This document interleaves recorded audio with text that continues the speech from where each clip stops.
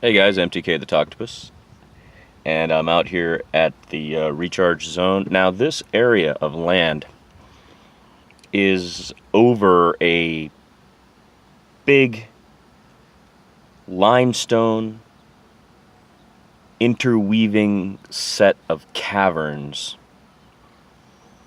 that was formed after the Ice Age, so that when the waters dispersed, the ice melted, went back up, the waters went down toward the tropics and the Gulf. This land was revealed.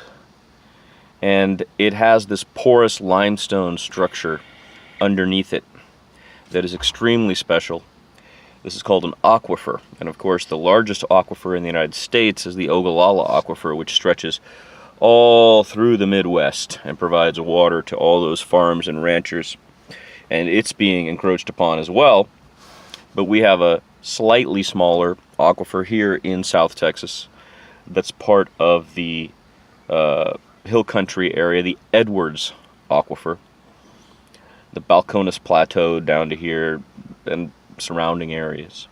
So when we build here, when we build large parking lots or strip malls or big asphalt sections of lots, we're covering up what we call the recharge zone, and the water cannot go into those caverns. So one of the problems is rampant overdevelopment has shrunk these zones into smaller piecemeal areas. So there's one here that's kind of small, and there's one over there not very far from here that's also kind of small. There's one over there they're working on, the city is, to improve. And in my area, this is not a city-controlled space except for the creek bed, which is in the floodplain. That's a privately owned property, what we call the backfield. That's a privately owned property, what we call the front field. And they are owned by the property owners from the surrounding areas who were given these pieces of land piecemeal attached to their purchase. And they're not usable, because in this case it culminates in a round here, there's no parking, and the floodplain is right next door. So I've known for a long time these fields, and I've watched as the growth around them has happened, and no one has bought these properties. What we want to do here is we want to conclude that that makes them basically a tax burden to the owners of that building, who owns the front one, and to the owners of the Farranon, who own the 12-acre wood, and to the owners of this property. So we can claim them, collect them together, and create a green belt. That would be the move here. The acreage inside the woods is pretty significant. It's about 12 acres of land in the wooded area.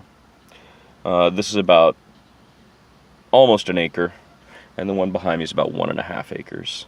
The creek bed, you can see, it's probably about 2 acres from end to end. A lot of garbage and trash and detritus from human civilization that has moved in all around this, from the Walmart, from the H-E-B, from the various numerous fast food restaurants, styrofoam cups and cans and trash all ends up here, and it just gets washed into the wood there. If you look at the Walk in the Woods video, you can see a lot of that. And it's not even landfill. There's no, tilling of it. There's no burial of it. It's just laying there. Styrofoam and plastic and cans and garbage.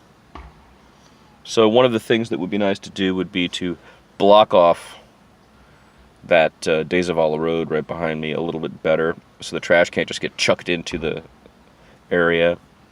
Add some trash bins so people can use them. Collect some water so it channels better into the zone. There are a lot of simple things we can do to improve it. This is one of my projects. I do a lot of different things, but the Rocky Point Recharge Zone is just something. Small percentage of my time, but I do it every day. Because I grew up here, and so I haven't lived here in a long time, and when I came back I couldn't believe how little free range land was left for the deer and the other birds and animals here. the health and welfare of this area is dependent on, I think, retaining some better relationship with the recharge zone. MTK the Talktopus coming at you from the Rocky Point Recharge Zone, baby.